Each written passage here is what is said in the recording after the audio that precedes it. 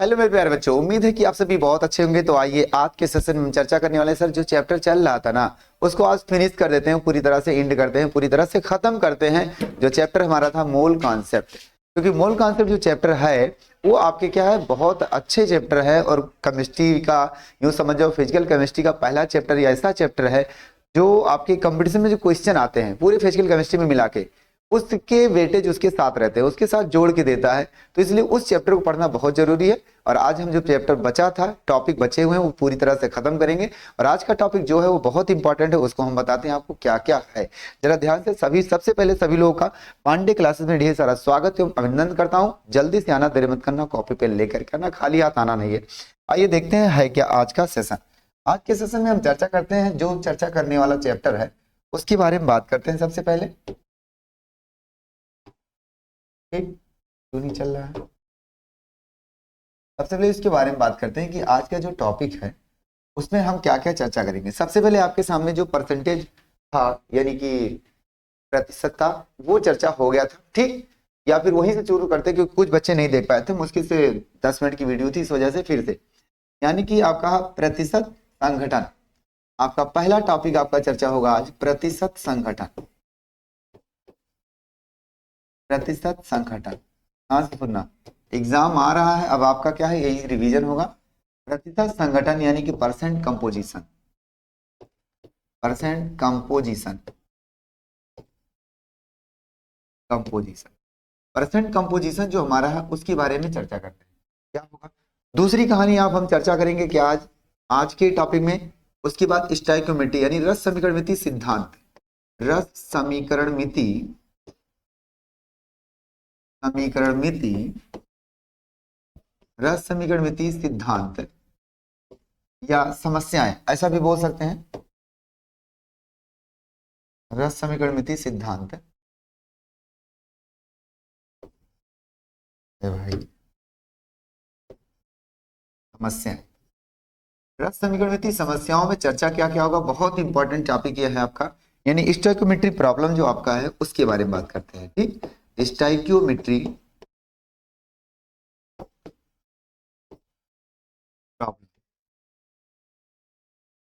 Problems, इसके बारे में बात करेंगे हम लोग, ठीक। ये टॉपिक हो गया।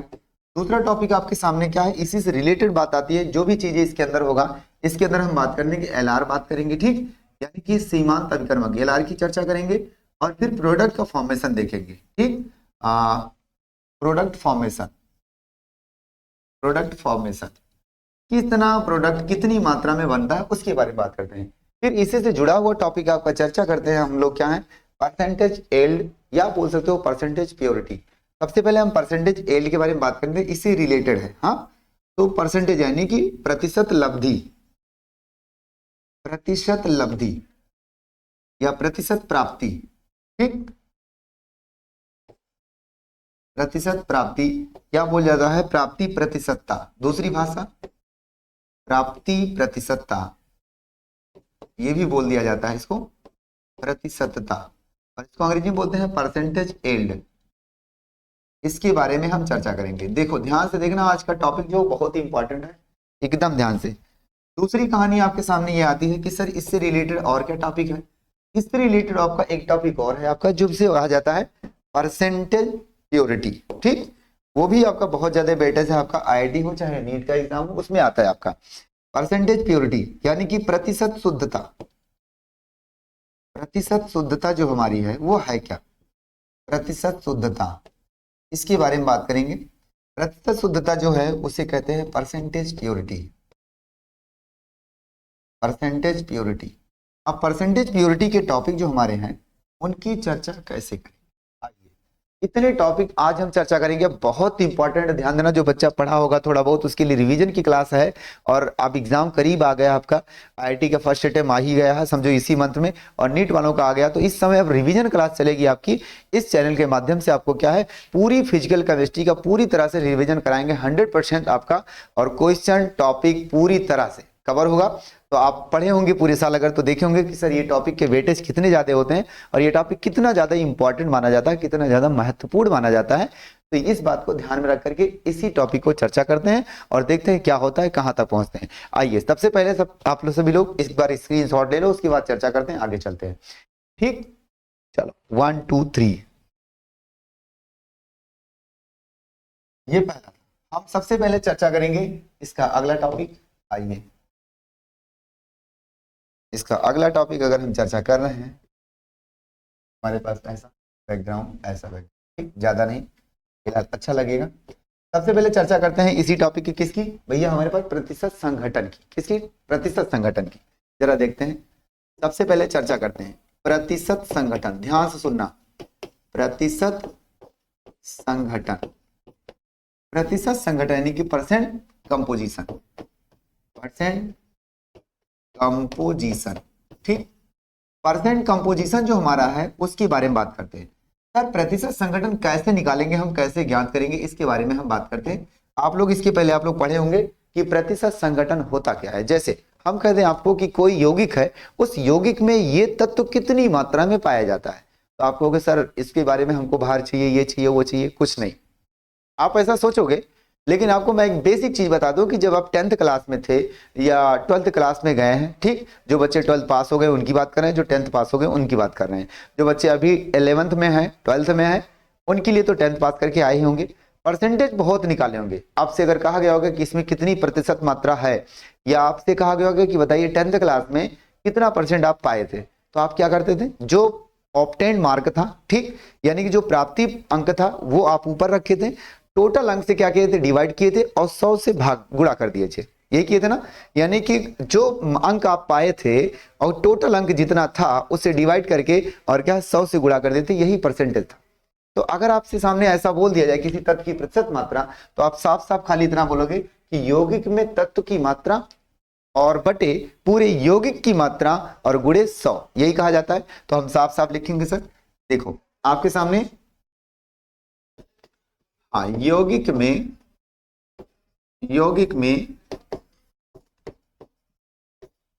किसी एक तत्व या एक घटक की प्रतिशत मात्रा, ठीक, जो होती है वह प्रतिशत मात्रा आपके सामने आता है कि यौगिक में उपस्थित, हाँ, यौगिक में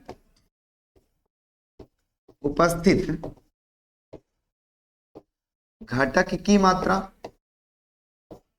घटक की मात्रा वो भी बटे यौगिक की कुल मात्रा। आप ऐसा लिखते हैं, बस यही फॉर्मूला ले, यौगिक की कुल मात्रा। अभी एग्जाम्पल हम कराते हैं, कुल मात्रा, ठीक, और गुणे करके क्या करते थे भैया? 100 करते।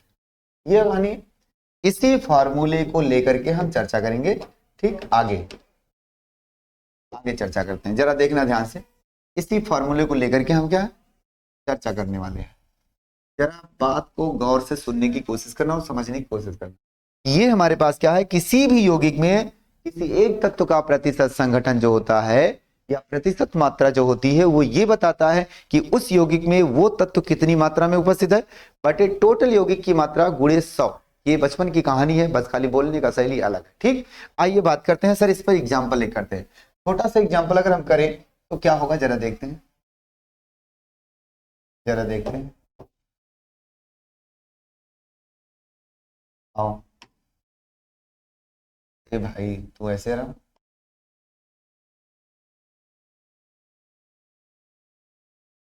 आइए देखते हैं क्या होगा ये। हाँ, आप देखो क्वेश्चन हम करते हैं। क्वेश्चन हमारे पास एक एग्जांपल, छोटा सा एग्जांपल हम आपसे कह दें कि चलो भैया देख लो अब कि एक H2SO4 है, ठीक, H2SO4 में ऑक्सीजन की प्रतिशत मात्रा, ऑक्सीजन की प्रतिशत मात्रा, भाई ऑक्सीजन की प्रतिशत मात्रा जो है वो बराबर साइन ऑफ क्वेश्चन मार्क, या प्रतिशत संगठन क्या होगा। तो आपको कुछ नहीं करना, बहुत आराम से सर, एकदम प्यार से, ठीक, एकदम प्यार से क्या होगा आपके सामने ये आ जाएगा। सॉल्यूशन में आप कहोगे सर कोई बात नहीं, किसकी? ऑक्सीजन की प्रतिशत मात्रा, ऑक्सीजन की प्रतिशत मात्रा बराबर, फॉर्मूला लिखोगे आप, ऑक्सीजन की कुल मात्रा यानी यौगिक में, किसमें? H2SO4 में, ठीक। H2SO4 में ऑक्सीजन की मात्रा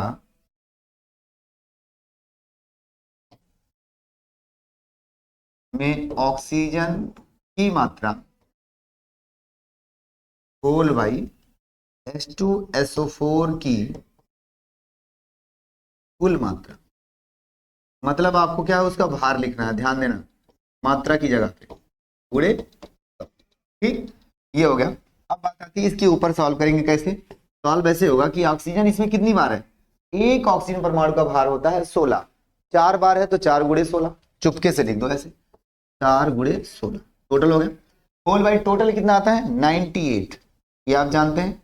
अणुभार, सल्फ्यूरिक अम्ल का अणुभार कितना आता है सर? 98 आता है, 98 ग्राम आता है, गुणे 100, कितना लिख दिए। अब इसको सॉल्व करना है तो कुछ करना नहीं भाई, देखो चुपके से काट डालो छोटे अंक से, मान लो आप छोटे छोटे नंबरों से काटना चाहते हैं।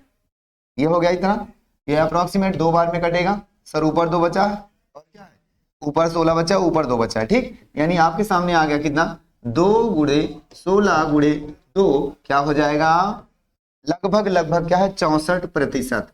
आप ऐसे लगाओ, देखो 16 चौके 64, यानी 64% मात्रा में सल्फ्यूरिक अम्ल उपस्थित, क्या सल्फ्यूरिक अम्ल में ऑक्सीजन उपस्थित है। तो इस तरह का सवाल आपसे पूछा जाता है, ठीक। बेसिकली ज्यादातर नीट में पूछा जाता है इस तरह के सवाल, और आपके क्या है, आईआईटी में इसके टॉपिक को जोड़ के किसी के साथ आता है। चलिए आगे चर्चा करते हैं, देखते हैं क्या होता है। सबसे पहले इतना अगर समझ में आ गया तो स्क्रीनशॉट लो फटाक से, ठीक। आगे 1 2 3 और 3 2 1 हम बात करते हैं अगला क्वेश्चन। अगले क्वेश्चन में आपके सामने, भाई यहां तो बहुत ज्यादा लाइट हो जाती है कभी कभी, ठीक। आगे बात करते हैं सर, इसकी कहानी आगे क्या है। इसमें हमारे पास अगला क्वेश्चन हम चलते हैं स्टाइकोमेट्री, जो मोस्ट इंपॉर्टेंट टॉपिक है। मोस्ट इंपॉर्टेंट टॉपिक, इस बात को ध्यान देना, बहुत इंपॉर्टेंट टॉपिक ये है आपका, और इसको बहुत आराम से चर्चा करते हैं। सबसे पहले हमारे पास आता है कि आपको लिख दें हम मोस्ट इंपॉर्टेंट टॉपिक, ठीक। मोस्ट इंपॉर्टेंट टॉपिक में आपकी कहानी क्या है, शुरू होती है हमारे पास, ये बोलेंगे हम रस समीकरण मिति सिद्धांत यानी स्टाइकोमेट्री, रस समीकरण मिति,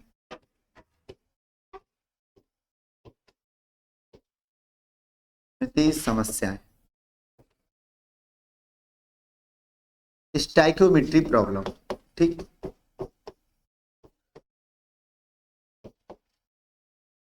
स्टाइकोमेट्रिक प्रॉब्लम, स्टाइकोमेट्रिक प्रॉब्लम्स की बात करें अगर हम, तो क्या हो जाएगा जरा ध्यान से देखना।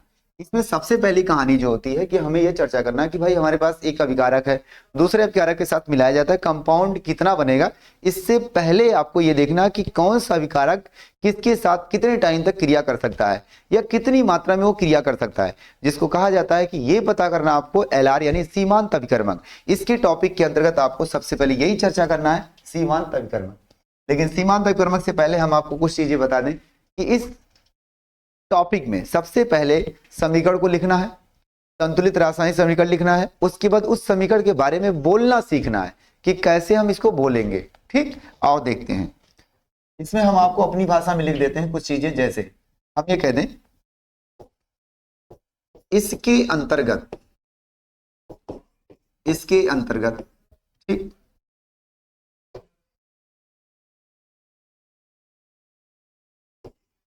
इसके अंतर्गत पहले संतुलित रासायनिक समीकरण, संतुलित रासायनिक, रासायनिक समीकरण, समीकरण के बारे में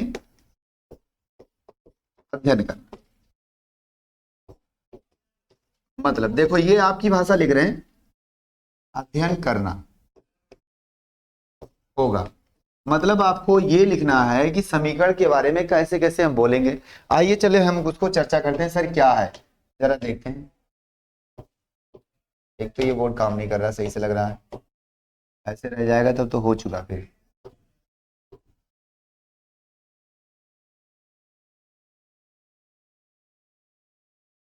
क्या करें हम इनको, हाँ हो गए। देखो सबसे पहले जैसे एग्जांपल के तौर पे हम आपको समझाना चाहते हैं कि आपके सामने एक रिएक्शन है, छोटा सा reaction, suppose that H2 plus O2 change to क्या, H2O, ये बना।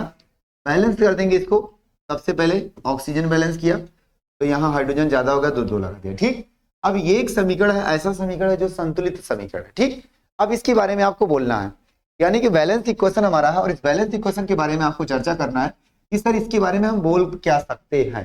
सबसे पहले आप बोलेंगे क्या कि 2 मोल हाइड्रोजन 1 मोल ऑक्सीजन के साथ क्रिया करता है, 2 मोल वाटर मॉलिक्यूल देता है, अर्थात जल देता है, ठीक। दूसरी कहानी फिर से आप बोलोगे 1 मोल ऑक्सीजन 2 मोल हाइड्रोजन के साथ क्रिया करता है तो 2 मोल जल देता है, ये बोल सकते हैं। फिर तीसरा केस आप ये बोल सकते हो कि 2 मोल जल क्या है, प्राप्त होता है 2 मोल हाइड्रोजन और 1 मोल ऑक्सीजन से, ये बोल सकते हैं। दूसरी कहानी आप इसी मोल को भार में बोल सकते हो, ध्यान से सुनना, मैं सारी चीजें कहो तो लिख दो और नहीं तो बोल रहा हूं, सुनते रहना ध्यान से। आप क्या है, पहला मोल मोल का रेशियो बोल सकते हो, फिर मोल मोल के रेशियो से भार बोल सकते हो, भार के रेशियो से मोल बोल सकते हो, मतलब आप कुछ भी भाई, आप डायरेक्ट कैसे कैसे लिखोगे, चलो लिख के दिखाते हैं भाई, वरना तुम लोग कंफ्यूज हो जाओगे, मुझे पता है। सबसे पहला नंबर आप क्या बोलोगे इसके बारे में, 2 मोल हाइड्रोजन, 2 मोल हाइड्रोजन, ठीक, क्या है 1 मोल ऑक्सीजन से क्रिया करता है, क्रिया करता है, बोल सकते हैं कि नहीं बोल सकते हैं, जी हाँ बोल सकते हैं, ठीक। दूसरी कहानी फिर से उल्टा बोल देंगे इसका, या तो इसको भार बना दो, 2 मोल है, इसका और भार से गुणा करेंगे 4 ग्राम आ जाएगा, तो 4 ग्राम हाइड्रोजन क्या है, इसका क्या है 16 दूनी 32, यानी 32 ग्राम ऑक्सीजन से क्रिया करता है, ये बोल सकते हैं क्रिया करता है। आपको साफ साफ इतने बोलना है कि हमारे पास 2 मोल हाइड्रोजन क्या है, react with 1 mole of oxygen, बस इतने बोलेंगे। आपको पेट में बोलेंगे तो क्या बोलेंगे हम, क्या है 4 gram hydrogen is react with क्या है 32 ग्राम ऑफ ऑक्सीजन और विल गिव्स वाटर मॉलिक्यूल। इसके अलावा आपको और भी क्या बोल सकते हैं, ये दूसरा पॉइंट है। तीसरे पॉइंट में क्या है, आप अब वाटर मॉलिक्यूल के साथ डायरेक्ट बोलो, अगर ये बैलेंस है तो आप ये कहो कि सर 2 मोल हाइड्रोजन था तो 2 मोल वाटर मॉलिक्यूल निकला है, 1 मोल ऑक्सीजन था तो 2 मोल वाटर मॉलिक्यूल निकला हुआ है, जी हाँ। यहाँ ये भी बोल सकते हैं आप, थोड़ा सा कलर चेंज करें, यही समस्या होती। दूसरा आप बोलो क्या 2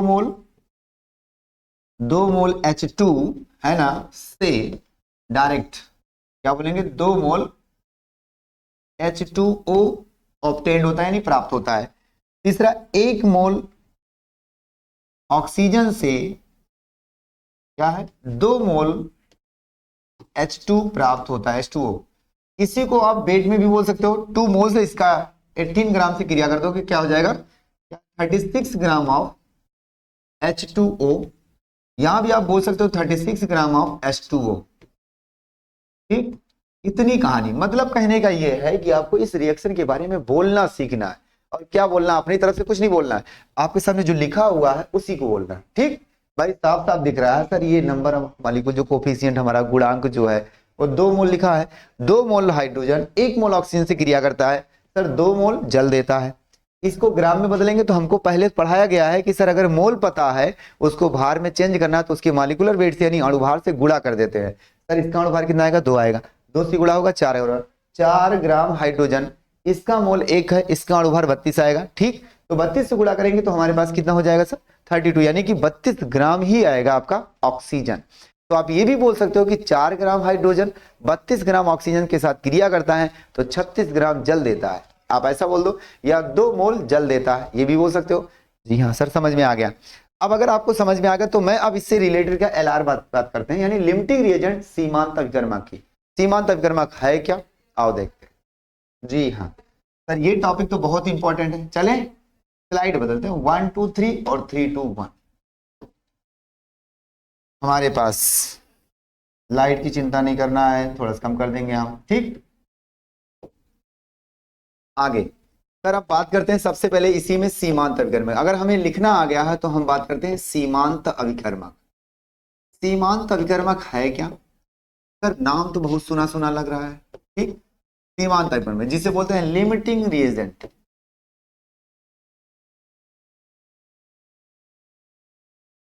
रिएजेंट। लिमिटिंग रिएजेंट है क्या? देखो बहुत प्यारा शब्द लिखा है, इसके नाम में ही अर्थ छुपा हुआ है। ए भाई तू क्या कर रहा है? इसके नाम में ही अर्थ छुपा हुआ, कैसे? सीमांत, जिसकी सीमा का अंत हो जाए वही सीमांत अभिकर्मक है। अभी मत बोलना सीमा बॉर्डर क्रॉस कर दी गधे कहीं के। इधर हम ये कहना चाहते हैं आपको कि सीमांत अभिकर्मक जो मेरा है वो ये है कि कोई भी रासायनिक अभिक्रिया अगर चल रही है तो उसमें दो अभिकारक आपस में क्रिया करते हैं, ठीक? कोई ना कोई अभिकारक क्या है, समाप्त तो होगा। कोई जरूरी नहीं है कि आपके पास पूरा अभिकारक दोनों एक दूसरे से क्रिया कर जाए, ठीक? कोई कंपल्सरी नहीं है कि दोनों अभिकारक एक दूसरे से हमेशा क्रिया करे। कोई एक अभिकारक बच जाएगा, कोई दूसरा अभिकारक खत्म हो जाएगा। तो जो खत्म हो रहा है वो हमारा एलआर है। दूसरी कहानी, जब तक वो है तब तक क्रिया होगा। आपको मैं कुछ बातें ऐसे लिख देता हूं, कुछ बातें आपको हम लिख देते हैं पॉइंट करके, ठीक? अब क्रिया में आपको समझने के लिए, अब क्रिया में जिस अभिकारक का यानी जिस रिएक्टेंट का, जिस अभिकारक का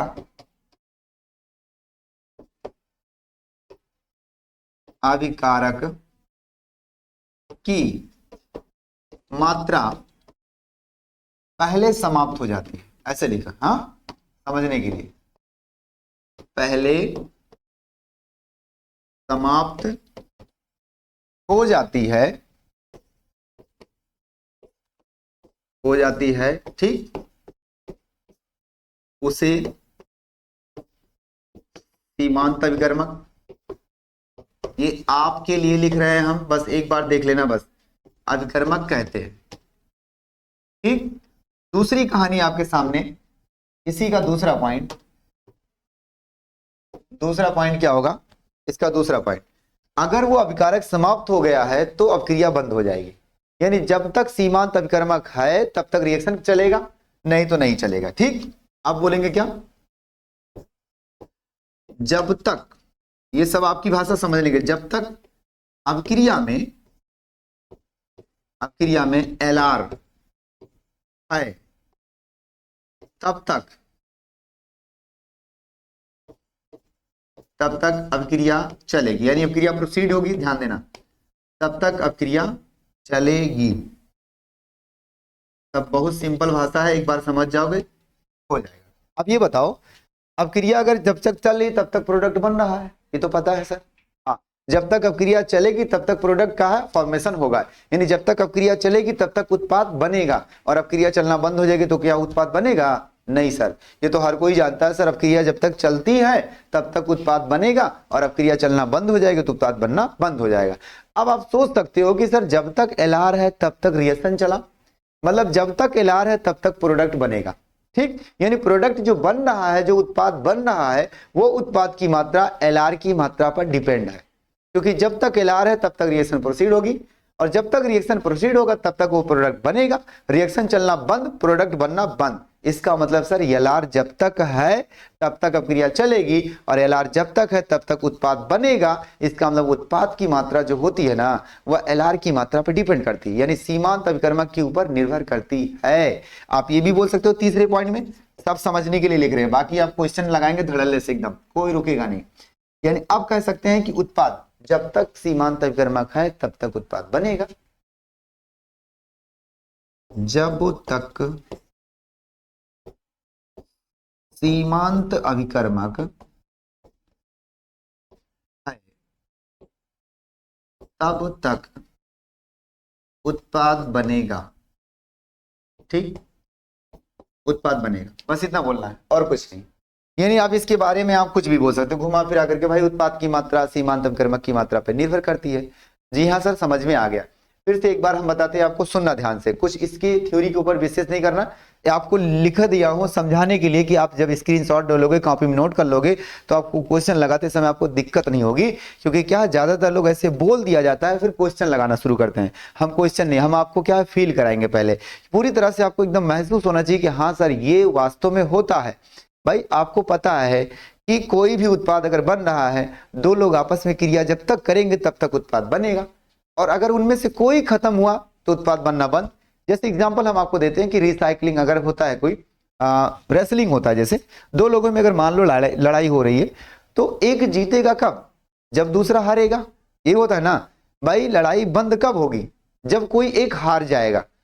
तो आप कह सकते हो कि दो लोग अगर लड़ रहे हैं, जंग हो रही है, उस जंग में कोई एक हारेगा तभी आपका क्या है, जंग बंद होगा। यानी जीत तभी दूसरे की होगी जब तक दूसरा हारेगा नहीं। तो आपके सामने ऐसे हमारे पास क्या है, एग्जाम्पल उठाते हैं और एग्जाम्पल के जरिए हम समझने की कोशिश करते हैं। जरा देखते हैं कि जैसे मान लो हमारे पास क्या है एग्जाम्पल में, इसको थोड़ा सा ऊपर करें।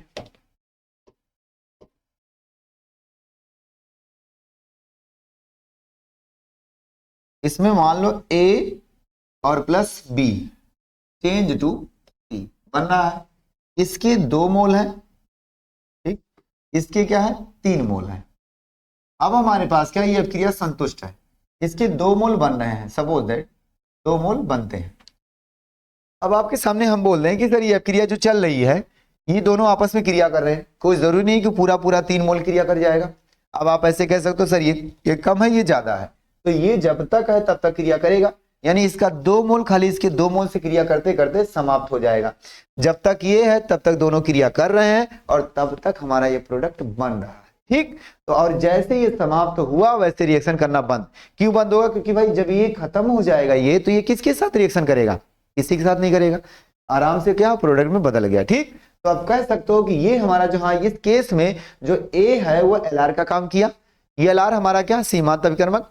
सीमांत अभिकर्मक जब तक है तब तक रिएक्शन हो रही है, और जब तक रिएक्शन हो रही है तब तक ये प्रोडक्ट बन रहा है। यानी जैसे ये खत्म वैसे रिएक्शन बंद, और रिएक्शन बंद तो ये प्रोडक्ट बनना बंद। यानी जितना ये है उसी हिसाब से ये बनेगा। समझ में आ गई बातें? अब चलो हम आपको एलआर निकालना बताते हैं कि कौन सा अभिक्रिया में सबसे पहले समाप्त होगा। अभी तो नॉर्मली देख करके हम बता दिए कि सर इधर 1-1 था, यहाँ 2-3 है, तो ये कम है ये ज्यादा है, ठीक। आपको इसी हिसाब से बताना है। चले आगे देखते हैं सर, एग्जाम्पल उठाते हैं और उसकी बात करते हैं। 1 2 3 और 3 2 1 इसकी रिजल्ट ले लो फटाक से। जी हाँ, आओ।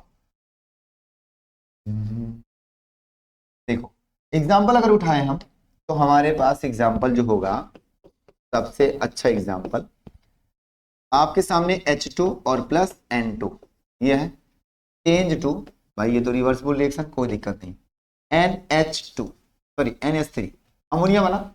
इस अभिक्रिया को सबसे पहले आपको संतुष्ट करना है। संतुष्ट करने के बाद ही कुछ काम करेंगे। हाँ, संतुष्ट करेंगे तो कितना, यहाँ 2 लगा दो, नाइट्रोजन बैलेंस, फिर हाइड्रोजन यहाँ 3 लगा दो, हो गया।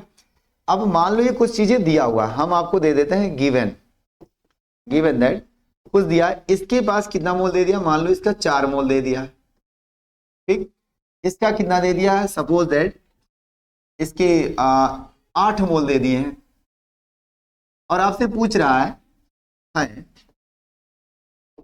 अब अभिक्रिया में, है ना, एलआर यानी सीमांत अभिकर्मक बराबर साइन अपोजिट। एलआर कौन होगा? जी हाँ सर, एलआर कौन होगा, ये तो सवाल अच्छा है। आओ चर्चा करते हैं। एलआर कौन होगा, कोई बड़ी बात नहीं, सोचने की कोई बात नहीं, चिंता करने की कोई बात नहीं। आपको आराम से पहले नॉर्मली देखो, रिएक्शन संतुष्ट है, हाँ सर रिएक्शन संतुष्ट है। देखो रिएक्शन अगर संतुष्ट है उसको फिर से उठा के ऐसे लिख लो। अगर रिएक्शन संतुष्ट है तो लिख लो भैया, नहीं है तो उसको आपको लिखना पड़ेगा, ठीक। माना कि रिएक्शन लिख के दिया था, हमने लिख लिया। अब आप नॉर्मली जनरली क्या बोलोगे, जो दिया वो दिया, हमें पता नहीं चला कौन ज्यादा कौन कम है। आपको लग रहा है सर ये ज्यादा है, ये कम है, ये ज्यादा है, यही ना? हाँ सर ये कम है, ये ज्यादा है। और अगर उल्टा भी बोल सकते हैं हम कि ये अगर 2 है तो यहाँ क्या है 4 लिखा है, कोई दिक्कत नहीं। कम ज्यादा कैसे पता चले वो हमको नहीं पता। नॉर्मली हम क्या बोलेंगे, अब क्रिया संतुष्ट है अगर, तो पहले ये बोलोगे आप क्या है कि ये 3 मोल इसके 1 मोल से क्रिया करता है। कितने? 1 मोल से, यानी इसका 3 मोल इसके 1 मोल से क्रिया करता है, ये फिक्स है। तो आप उसी हिसाब से हम चलेंगे। वी नो दैट, हम जानते हैं, वी नो दैट, है ना, 3 मोल हाइड्रोजन जो आपको खुली आंखों से दिख रहा है, हाइड्रोजन क्या है, 1 मोल नाइट्रोजन से क्रिया करता है, क्रिया करता है, ये बोल सकते हैं। ये 3 मोल हाइड्रोजन 1 मोल नाइट्रोजन से क्रिया करता है। अब देन 1 मोल हाइड्रोजन कितने से क्रिया करेगा भाई, 1/3 मोल, 1/3 मोल नाइट्रोजन से, ये बोल सकते हैं। और अब सोचो जब 1 मोल ये आ गया तो इसी की मात्रा को क्वेश्चन में देखो कि कितना दिया है। आपने निकाल लिया कि 1 मोल हाइड्रोजन 1/3 मोल नाइट्रोजन से क्रिया करेगा, यह फिक्स है सर, उससे ज्यादा नहीं। तो अब अगर 1 मोल इतने से क्रिया करता है तो इसका कितना दिया क्वेश्चन में, 4 मोल। जरा 4 मोल को चेक करते हैं। अतः 4 मोल हाइड्रोजन, इधर मत देखो इसको ये कितना दिया है, आप अगर इसको उठाए हो तो उसी को देखो, उसी की क्वांटिटी देखो। क्वेश्चन में 4 मोल दिया तो 4 मोल को चेक कर लो।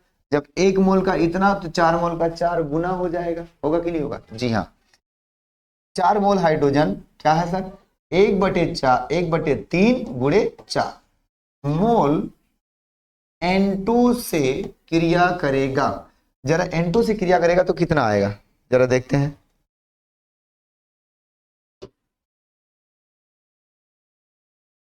आओ देखते हैं, क्रिया करेगा जब तो क्या होगा।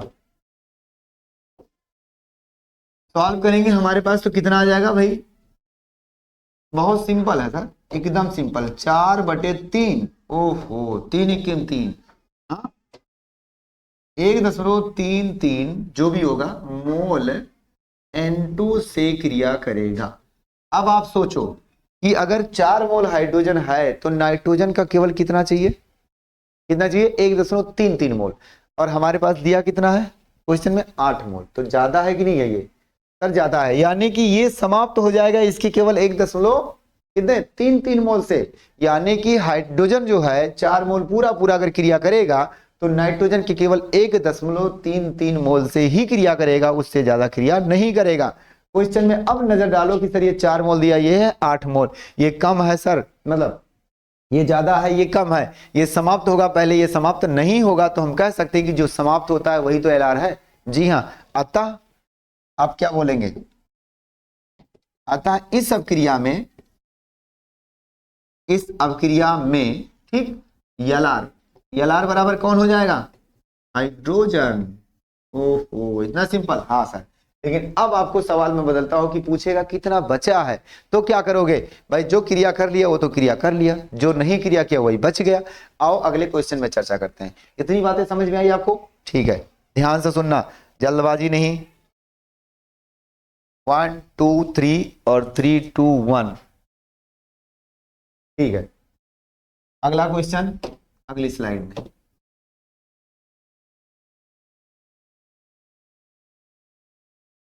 अगला क्वेश्चन अगली स्लाइड में। अब हम क्या है क्वेश्चन को बदल रहे हैं थोड़ा सा।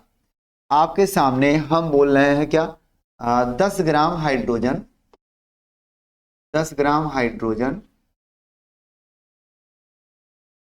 16 ग्राम ऑक्सीजन से, 10 ग्राम हाइड्रोजन और 16 ग्राम ऑक्सीजन आपस में क्रिया करते हैं, ठीक।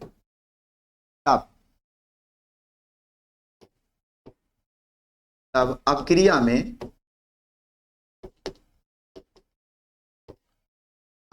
में है ना, सबसे पहला नंबर क्या कैलकुलेट करना आपको, एलआर बराबर साइन ऑफ क्वेश्चन मार्क, ठीक। दूसरा क्वेश्चन आपको सामने कैलकुलेट करना है, कौन कितना बचेगा, ठीक। कौन कितना बचेगा, एक बार समझो खाली, बार बार आपको नहीं समझना है, ठीक। कौन कितना बचेगा, आपसे ही सवाल पूछा जाए तो आप देखो एक बार समझ जाओ। थोड़ा सा लगेगा आपको कि सर बहुत लंबा दिख रहा है, लेकिन आपको लंबे से परेशान नहीं होना, बहुत ही सिंपल, ध्यान देना इस बात को, बस समझना है आपको लगाने का तरीका, ठीक। लगाने का तरीका समझना है कि कैसे लगाया जाएगा इसको। आओ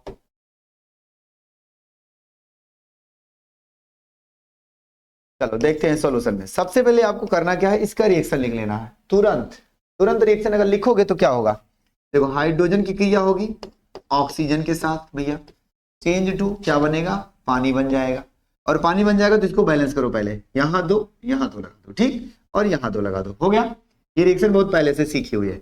अब आपको जो चीजें दिया उसको लिख लो यही नीचे गिवन। अब अगर दिया है, क्या दिया है सर, 10 ग्राम दिया है, और ये कितना दिया है, 16 ग्राम। अब आपके सामने यहाँ क्या है सर, ये 16 ग्राम हो क्या है, 10 ग्राम है। जरा देखते हैं कौन ज्यादा है कौन कम है। ठीक, कौन ज्यादा है कौन कम है। ये है 16 ग्राम। आपके सामने सबसे पहले इसको बना लो मोल। क्या बना लेंगे, मोल, क्योंकि यहां से पता नहीं चलेगा। यहां से अगर लगाओगे थोड़ा सा एक कदम एक्स्ट्रा चलना पड़ेगा आपको, बाकी कोई दिक्कत नहीं, लग जाएगा। लेकिन आप अगर पहले मोल बना लेते हो तो ज्यादा बेहतर होगा। आओ देखते हैं, मोल बनाते हैं। मोल कितना होगा इसका, है ना। मोल अगर बनाओगे तो आपको पता है भार दिया है, वेट बाई मॉलिक्यूलर वेट के फॉर्मूले से, है ना। क्या हो जाएगा ये 10/2। जी हाँ, 10/2 आएगा साफ साफ। यानी आपको खाली सॉल्व करना है। क्या हो जाएगा सर, इसके लिए 10/2। ये कितना आएगा टोटल, 5 मोल आएगा ना। जी हाँ, 5 मोल आ गया। इसको सॉल्व करेंगे 16/32, ये 1/2 यानी 1/2 आ गया। सॉल्व करेंगे 0.5 मोल्स, कितना आ गया सर। इसका मोल तो बहुत कम है, इसका मोल तो बहुत ज्यादा है। अब तो पता चला सर ये कम है ये ज्यादा है, एलआर हो गया खट से। ये चीज बता सकते हो ना। आपको पता है कि इसका 1 मोल किसके 2 मोल से क्रिया कर रहा है, इसका आधा मोल इसके 1 मोल से क्रिया करेगा, बहुत होगा तो यही होगा ना सर। लेकिन यहाँ 5 मोल दिया, ये ज्यादा दिया है। हाँ, तो ये बच जाएगा, ये खत्म हो जाएगा। अब क्रिया में एलआर कौन होगा सर, ऑक्सीजन। क्या होगा, ऑक्सीजन। जरा देखते हैं, आओ आगे चलते हैं। थोड़ा सा झूम लूं मैं। आओ भैया, आप सभी लोग टेंशन नहीं लेने का। चलो यही लिख देता हूं इस बात को। हाँ, इस बात को अगर यहां लिख देते हैं हम लोग कि सर अतः अपक्रिया में, आप यहां से बोल दो अतः अपक्रिया में, अपक्रिया में, है ना, 1 मोल ऑक्सीजन 2 मोल हाइड्रोजन से क्रिया करता है, तब 1 मोल ऑक्सीजन, ठीक, 2 मोल हाइड्रोजन से क्रिया करता है। तब जब 1 मोल इतने से करता है तो 0.5 मोल कितने से करेगा, उतना गुना हो जाएगा। 0.5 मोल ऑक्सीजन सर 2 गुणे 0.5 मोल हाइड्रोजन से क्रिया करेगा। सॉल्व करेंगे तो कितना आ जाएगा सर, 1 मोल। पता ये चला कि सर ये तो सिर्फ और सिर्फ 1 मोल हाइड्रोजन से क्रिया करेगा, और दिया कितना है सर, 5 मोल दिया। ये ज्यादा है वो कम है, ठीक। अतः अतः हाइड्रोजन की कंपैरिजन में, हाइड्रोजन की तुलना में ऑक्सीजन पहले समाप्त हो जाएगा। ऑक्सीजन पहले समाप्त होगा, इसलिए, है ना, इसलिए आप ऐसे बोल देना। इसलिए एलआर बराबर, पहला सवाल आ गया क्या सर, ऑक्सीजन। अब बचेगा कौन सर, हाइड्रोजन बचेगा। कितना बचेगा, जो क्रिया करेगा वो तो खत्म हो जाएगा, जो बचेगा वही बच जाएगा। तो इसका 0.5 मोल इसकी कितने मोल से क्रिया करेगा, केवल 1 मोल से। टोटल कितना दिया, 5 मोल। तो सर 1 मोल जो क्रिया कर लिया ना उसको निकाल दो, बचा कितना, 4 मोल। ओहो, इतना सिंपल। हाँ सर, बहुत सिंपल है। आओ जरा देखते हैं आगे, आगे बात करते हैं। अगर हम बात करें इसके लिए थोड़ा सा,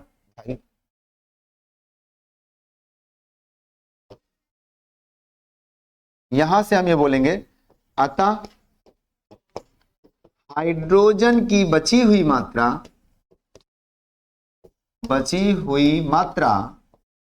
मात्रा क्या हो जाएगा, टोटल 5 मोल है भाई, 1 मोल क्रिया कर लिया, कितना बचेगा, 4 मोल। तो 1 मोल जो क्रिया किया वो तो निकाल दो, बस खत्म, सिंपल। सर दोनों का जवाब आ गया। कौन बचा, हाइड्रोजन बचा। कितना बचा, 4 मोल बचा।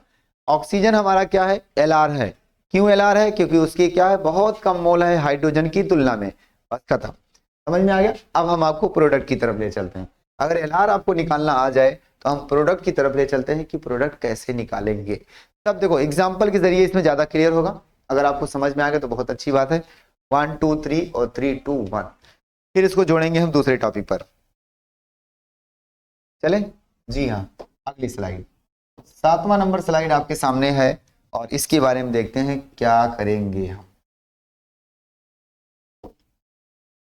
अगला, उत्पाद ज्ञात करना। अब बात करते हैं यहां से उत्पाद ज्ञात करना। प्रोडक्ट का फॉर्मेशन कैसे होता है? उत्पाद की मात्रा ज्ञात करना। जरा एक बार देखते हैं उत्पाद की मात्रा ज्ञात करना। जरा देखते हैं कैसे ज्ञात करेंगे। हाँ, एलआर से ही ज्ञात करेंगे। हम जानते हैं कि एलआर जब तक है तब तक उत्पाद बनेगा, यानी कि उत्पाद की मात्रा एलआर की मात्रा पर निर्भर करती है। आप ये चीज लिखोगे, लिख देते हैं, हम ही लिख देते हैं भैया। वी नो दैट, उसके बाद एग्जांपल लेते हैं। वी नो दैट, है ना, उत्पाद की मात्रा, उत्पाद की प्राप्त मात्रा लिख दो, ऐसे ज्यादा सही होगा। प्राप्त मात्रा, है ना, एलआर की मात्रा पर, एलआर की मात्रा पर निर्भर करता है। जी हाँ,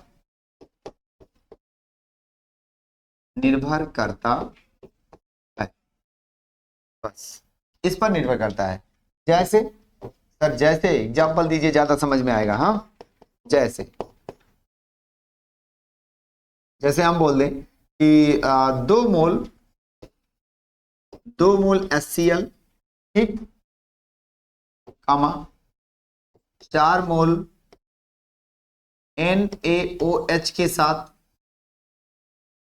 और NaOH के साथ क्रिया करता है,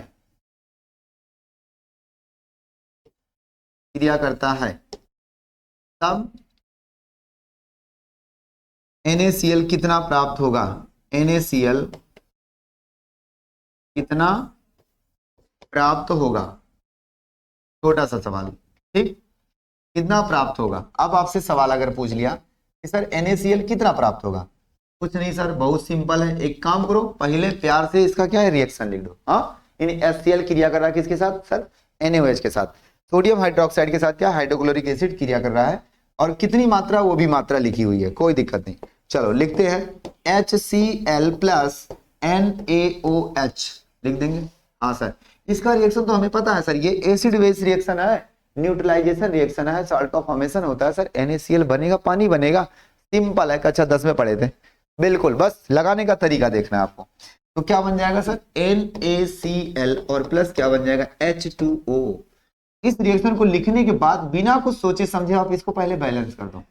अगर बैलेंस है तो ठीक है, यानी संतुलित कर दो। अगर संतुलित है तो ठीक है, नहीं है तो कोई बात नहीं, करो। सर फिलहाल ये संतुलित लग रहा है। एक हाइड्रोजन है, एक हाइड्रोजन, यहाँ 2 हाइड्रोजन, 2 हाइड्रोजन, एक क्लोरीन, एक क्लोरीन, एक सोडियम, एक सोडियम, एक ऑक्सीजन, एक ऑक्सीजन। सर सही है, इसमें बैलेंस नहीं करना। अब आप क्या करो, जो क्वांटिटी दी हुई है ना उसको लिख लो। इसका कितना दिया है, 2 मोल, इसका कितना दिया है, 4 मोल। अब ये कितना बनेगा पूछा है, ये कितना बनेगा, साइन ऑफ क्वेश्चन मार्क। आप आराम से कहो सर इसमें सबसे पहले एलआर देखेंगे। क्यों? क्योंकि हम थ्योरी अभी अभी पढ़ चुके हैं सर, उत्पाद की मात्रा एलआर की मात्रा पर निर्भर करती है। तो सबसे पहले आपको रिएक्शन में क्या चेक करना होगा सर, एलआर कौन है। आपको पहले ये पता करना होगा कि रिएक्शन किसकी वजह से चल रही है, जिसकी वजह से रिएक्शन चलेगा वही हमारा एलआर है, और उसी वजह से हमारा उत्पाद बनेगा। ये चीज आप दिमाग में पहले सोच लो। तो इसका मतलब आपने अगर सोच लिया कि सर अपक्रिया किसकी वजह से चलेगी, ये पता करना है, तो इसका मतलब आपको क्या पता करना है सर, एलआर पता करना है, यानी सीमांत अभिकर्मक पता करना है। और सीमांत अभिकर्मक अगर आपको मिल जाए तो बहुत अच्छी बात है सर, रिएक्शन तो उसके हिसाब से हो जाएगा बनने से। आओ दिखाते हैं सर, थोड़ा सा इसको ऊपर करते हैं स्लाइड। ए भाई चल, आओ 1 2 3। मजाक कर रहा है ये हमसे। हमने कहा सर इसके बारे में हम सबसे पहले सोल्यूशन में आप यही बोलोगे, हम सबसे पहले एलआर देखेंगे, है ना, आपकी भाषा है, हम सबसे पहले एलआर देखेंगे। भाई कौन है एलआर, हाँ देखेंगे। अब आओ देखते हैं, इसका 1 मोल था, इसके 1 मोल से क्रिया कर रहा है, तो इसका 2 मोल केवल इसके 2 मोल से क्रिया करेगा, यही ना सर, कम है, यानी 1 मोल HCl रिएक्ट होता था किससे, 1 मोल NaOH के साथ से, देन तब क्या बोला, 2 मोल HCl रिएक्ट विथ क्या है, 2 मोल NaOH। ठीक, आप खाली इतना बोल सकते हो, भाई हमारे पास 1 मोल HCl जब 1 मोल NaOH से क्रिया करता था तो आपके सामने 2 मोल HCl क्या है, 2 मोल NaOH के साथ ही क्रिया करेगा, उससे ज्यादा क्रिया नहीं करेगा। क्यों? क्योंकि पहले पता चल चुका है कि 1 मोल केवल 1 मोल से क्रिया कर रहा है इस नॉर्मल रिएक्शन में। तो सर 1 मोल जब 1 से करता है तो 2 से 2 करेगा, यही है। अब आप क्वेश्चन पर नजर डालो, ये 2 दिया था, ये 4 दिया है, समाप्त कौन हुआ सर? ये हुआ, क्योंकि ये ज्यादा है ना। इसकी क्वांटिटी रिएक्शन में बच जाएगी और 2 मोल बचेगी, उसकी बात नहीं करना है। अतः आप बोलोगे क्या? अतः अब हमारे पास जो होता है देन क्या है, HCl क्या है, एक Lr है, ठीक। HCl क्या है, एक सीमांत अभिकर्मक है, ऐसे लिख लो, सीमांत अभिकर्मक, अभिकर्मक है। जब सीमांत अभिकर्मक आपको पता चल गया तो अब क्या करेंगे हम? सर 1 2 3 और 3 2 1, जरा कलर चेंज करें। अब हमारे पास आता है कि सर प्रोडक्ट क्या बनेगा, तो प्रोडक्ट के लिए यही कोपचे में लगा लेते हैं, बहुत सिंपल जगह है, हो गए, ठीक। आप क्या बोलोगे सर? 1 मोल से 1 मोल बना था, 2 मोल से 2 मोल बनेगा। देखो जो Lr है ना उसी को उठाएंगे, क्योंकि हमें पहले लाइन में पता चल चुका है कि सर जो Lr होता है उसी वजह से उत्पाद बनेगा। जब तक Lr है तब तक उत्पाद बनेगा, नहीं तो उत्पाद बनना बंद हो जाएगा। जी हाँ, तो 1 मोल था इधर तो 1 मोल इधर बनता था। जी हाँ, यानी 1 मोल HCl से क्या है, 1 मोल NaCl बनता है, हो गया। देन 2 मोल HCl से भैया कितना बन जाएगा, 2 मोल NaCl बनेगा। ओहो, अतः प्राप्त उत्पाद की मात्रा या प्राप्त NaCl की मात्रा कितनी होगी इस कंडीशन में? 2 मोल। जी हाँ, और ये हुआ आंसर हमारा, ठीक। आपके सामने पता चल गया कि कितना मोल बनेगा सर? 2 मोल बनेगा। बहुत सिंपल सर, सबसे पहले आपको Lr निकालना है, फिर Lr निकालने के बाद क्या है, आपको प्रोडक्ट निकल जाएगा। क्यों? क्योंकि Lr की मात्रा से ही प्रोडक्ट की मात्रा फाइंड आउट होगी। आपको सिर्फ ये पता चल गया Lr, इसी से इसी को बोलना है, इसको नहीं बोलना है, क्योंकि हमको पता है सर ये जब तक है तब तक क्रिया करेगा इसके साथ, उसके बाद क्रिया ही नहीं करेगा, ठीक। तो जब तक क्रिया करेगा तब तक उत्पाद बनेगा, नहीं तो बनेगा ही नहीं। सर आ गया समझ में? एकदम सही, ठीक। आगे चले, चलिए, बहुत अच्छी बात है, हमारे कंप्यूटर ऑपरेटर को भी समझ में आ गया बहुत अच्छे से। चलिए, शाबाश, आता रहे समझ में तो बेहतर ही है। हम तो चाहते हैं कि सब लोग समझें, मन लगेगा तभी तो बैठेंगे यहाँ, नहीं तो नहीं बैठेंगे। आओ आगे चलते हैं, 1 2 3 और 3 2 1। अब क्या होगा? अब हम आपको कुछ और पढ़ाना चाहते हैं। प्रोडक्ट निकल जाएगा या नहीं निकलेगा? निकल जाएगा सर। देखो आपके सामने चाहे मोल दिया हो, चाहे उसका भार दिया हो, चाहे कणों की संख्या दिया हो, कुछ भी दिया हो, आपसे अगर पूछेगा प्रोडक्ट कितना निकलेगा तो Lr ही बताना। जैसे आपके सामने मैं एक छोटा सा सवाल दूसरा रखता हूँ, छोटा सा सवाल मतलब कणों की संख्या दे दें, एक क्वेश्चन, ठीक। एक क्वेश्चन में हम कुछ ऐसे बोल रहे हैं, जैसे जैसे जैसे H2 gas plus Cl2 gas change to HCl gas, ठीक। ये कितना बना? 2। हम बोल रहे हैं STP पर इसका कुछ कंडीशन दिया है, STP पर है ना, दिया है ये 224 ml, हो गया। और ये आपके सामने क्या है, मान लो हमारे पास, थोड़ा सा ज्यादा कर दें इसको, लो 224 क्या 2240 ml दिया है। आपसे पूछा है ये कितना, इसका वैल्यूम कितना होगा? HCl क्वेश्चन एट STP पर ही उसका वैल्यूम कितना आएगा, यानी कितना वैल्यूम प्राप्त होगा NaHCl का, मतलब HCl का। अब आओ देखते हैं, इसमें कुछ करना नहीं सर, अगर ये दिया है तो क्या दिक्कत है, हम भी पहले लगा चुके हैं ऐसा। आपको सिंपल ही खाली क्या करना है, मोल निकालना। सबसे पहले मोल निकालने के बाद आपको क्या करना है, Lr देखना है। Lr देखने के बाद क्या आप डायरेक्ट प्रोडक्ट निकाल लोगे। जी हाँ सर, लग जाएगा कि नहीं लगेगा? लगेगा। हम बताएंगे नहीं आपको, हम खाली इतना बोल देते हैं ऐसे सॉल्यूशन में आपको क्या है, पहले नंबर पे पहले क्या करना है ना, मोल में बदलना है। क्या, मोल में बदलना है। दूसरा दूसरा नंबर क्या करोगे आप, क्या है, एलआर पता करना है, एलआर के बारे में पता करना है। उसकी बाद तीसरा नंबर क्या है, एलआर से उत्पाद निकालना है। ठीक, और जब उत्पाद निकलेगा तो जानते हो ये मोल में निकलेगा, क्योंकि मोल निकालोगे आप पहले, तो मोल में निकलेगा। और अगर मोल में निकल गया तो आप क्या करोगे, वी नो दैट, हम जानते हैं सर, मोल अगर निकल गया तो मोल बराबर क्या होगा, एसटीपी की अगर बात करें तो V S T P upon 22.4 litre पर मोल। जी हाँ, ये तो होता है। तो अब क्या है, यहां से मोल पता रहेगा, ये निकालना है, इसका मल्टीप्लाई इधर कर देंगे लीटर को एमएल में बदल करके, तो आपका आंसर एमएल में आ जाएगा। जी हाँ, साफ साफ आ जाएगा, कोई दिक्कत नहीं। डायरेक्ट आप लगाओगे तो भी डायरेक्ट लग जाएगा, बट ऐसे करके लगाएंगे तो ज्यादा सही होगा, बोलेंगे नहीं, गलती नहीं होगी। ठीक, आगे चलते हैं। अब हम बात करते हैं परसेंटेज यील्ड की, बहुत इंपॉर्टेंट टॉपिक ये भी है, यानी प्राप्ति प्रतिशतता, कितनी प्रतिशत मात्रा में प्रोडक्ट प्राप्त होता है। आओ, 1 2 3 और 3 2 1 लगेगा। सर कैसे लगेगा, अरे भाई लिख देते हैं, लो HW है ना, HW ये आपके लिए है, लगा के आना, बता दे रहे हैं। और ना लगे तो लो थोड़ा सा आपके लिए मुस्कुराहट वाली झपकी। ठीक, अब लगा के आना, अब लगाना नहीं तो बहुत मार खाओगे। 1 2 3 और 3 2 1। सर एक स्लाइड लेते हैं दूसरा, अब टॉपिक पढ़ते हैं हम परसेंटेज यील्ड की, कितनी प्रतिशत मात्रा में उत्पाद बनेगा। अभी तक हम लोग खाली उत्पाद बना रहे थे, लेकिन अब सवाल कुछ मोड़ देते हैं। ये टॉपिक आईटी में आता है ज्यादातर, नीट में भी आता है थोड़ा बहुत, लेकिन आईटी में ज्यादा आता है, तो विशेषकर आईटी वाले ध्यान दें। हम पढ़ते हैं अब most important topic, percentage yield, यानी कि प्राप्ति प्रतिशतता। प्राप्ति प्रतिशतता, ओहो सर, परसेंटेज यील्ड की अगर हम बात करें तो क्या होगा, मेरा क्या होगा रे कालिया, सरदार वही होगा।